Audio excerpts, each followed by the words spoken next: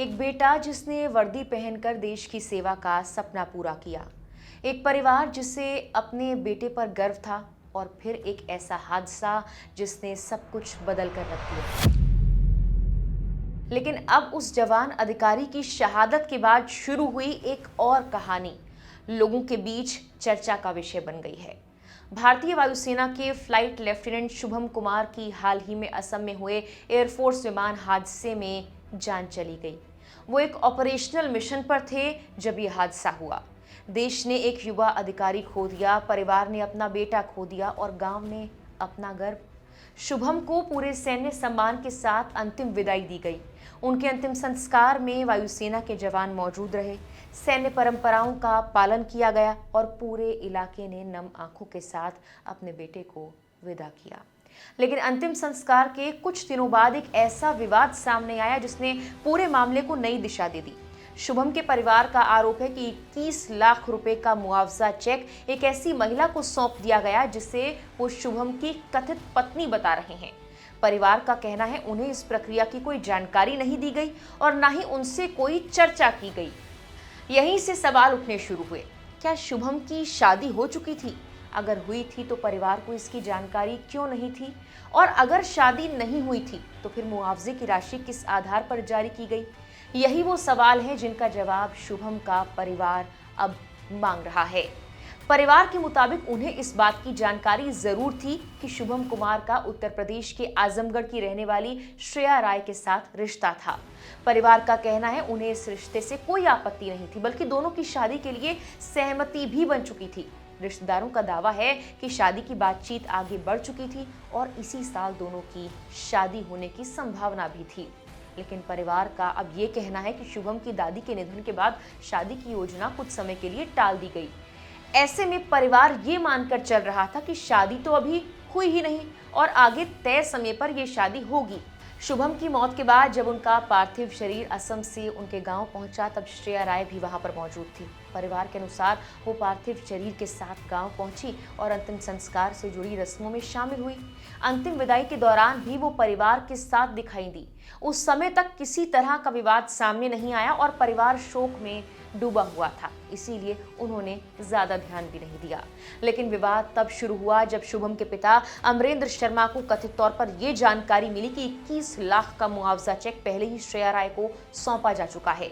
अमरेंद्र शर्मा का कहना है कि उन्हें इस बारे में कोई आधिकारिक जानकारी नहीं दी गई थी। उनका दावा है कि अंतिम संस्कार और अन्य रस्मों के बाद जब वो घर लौटे तब उन्हें इस बारे में पता चला। शुभम के पिता का कहना है कि बाद में उन्होंने स्थानीय अधिकारियों से संपर्क किया, तब उन्हें बताया गया कि मुआवजे की राशि का चेक श्रेया राय को सौंपा गया है। यहीं से उनके मन में कई सवाल पैदा हुए।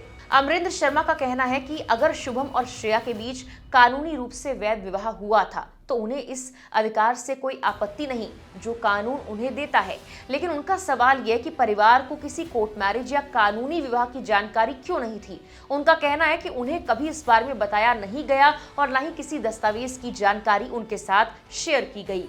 उनके मुताबिक इस पूरे मामले में सबसे बड़ी चिंता सिर्फ मुआवजे की राशि नहीं बल्कि पारदर्शिता की कमी है।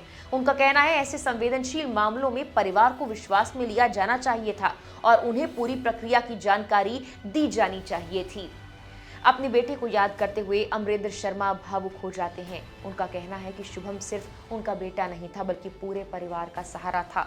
वो बताते हैं कि परिवार आर्थिक रूप से बहुत संपन्न नहीं है और शुभम की नौकरी ने पूरे परिवार को मजबूती दी थी। अब उनकी मौत ने सिर्फ भावनात्मक ही नहीं बल्कि आर्थिक खालीपन भी छोड़ दिया है।